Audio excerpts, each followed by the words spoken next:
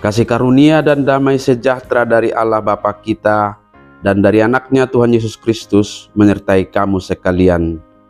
Amin. Shalom, saudara-saudari, sahabatku semua di dalam nama Tuhan Yesus Kristus Tuhan kita.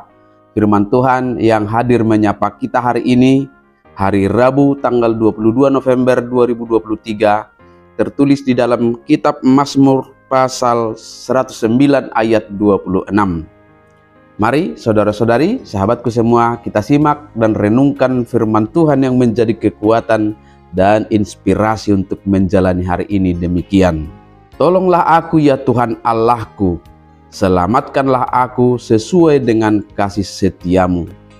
Sayurupi ma'ahu ale Jehovah debatakku, saitupahi ma'ahu khobartu asini roham. Demikian firman Tuhan. Sahabatku semua, di dalam nama Yesus, judul perikop Mazmur 109 ini adalah doa seorang yang kena fitnah. Fitnahan ini sudah sangat jelas dinyatakan oleh pemazmur yaitu Daud dalam ayat 1 sampai dengan ayat 2. Ya Allah pujianku, janganlah berdiam diri, sebab mulut orang fasik dan mulut penipu ternganga terhadap aku. Mereka berbicara terhadap aku dengan lidah dusta. Tentu kita akan sangat mudah merasakan bagaimana perasaan seseorang yang difitnah, dituduh berbuat sesuatu yang jahat yang sebenarnya tidak pernah dilakukannya. Apalagi dalam hal ini Daud berkata bahwa fitnah itu justru dilahirkan sebagai balasan terhadap kasihnya.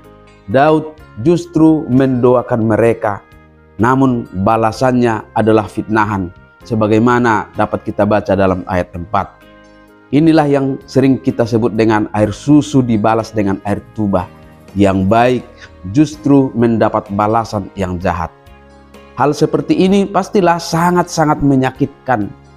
Satu hal yang menjadi kerinduan Daud di sini adalah bagaimana menyikapi fitnahan ini dengan satu harapan supaya dia sendiri tidak jatuh ke dalam dosa oleh karenanya.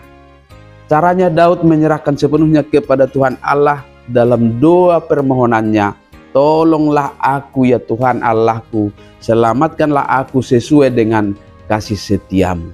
Sahabatku, fitnah memang menjadi sebuah beban hati yang teramat sulit kita terima. Sangat menyakitkan. Itulah barangkali alasan kita berkata fitnah lebih kejam dari pembunuhan. Namun hari ini firman Tuhan mengajarkan kepada kita bagaimana mengatasi fitnahan dengan satu tujuan supaya kita tidak jatuh ke dalam dosa dalam menyikapinya. Membalas fitnahan dengan kejahatan memang sepertinya akan memuaskan hati, tetapi jelas itu adalah tindakan yang melahirkan dosa. Dan kalau kita membalaskannya dengan cara yang sama, maka kita pun sudah mengambil hak Tuhan dalam hal pembalasan, dan juga pasti kita sudah tidak berbeda dengan orang-orang yang memfitnah kita. Maka menyerahkan sepenuhnya pembalasan kepada Tuhan adalah cara terbaik. Mintalah pertolongan dengan sepenuh hati kepadanya, supaya Dia berkenan menguatkan hati kita menghadapinya, dan sekaligus biarlah Dia yang bertindak untuk membalaskannya. Dia adalah Allah yang penuh kasih setia, yang sanggup melihat segala kebenaran perkara hidup kita, dan yang tentunya akan menghakimi menurut kebenarannya sendiri. Katakanlah dalam doamu, biar mereka mengutuk dan menfitnah aku, namun Engkau akan memberkati aku.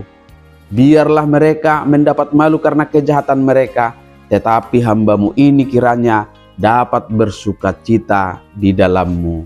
Amin. Selamat beraktivitas, Tuhan memberkati.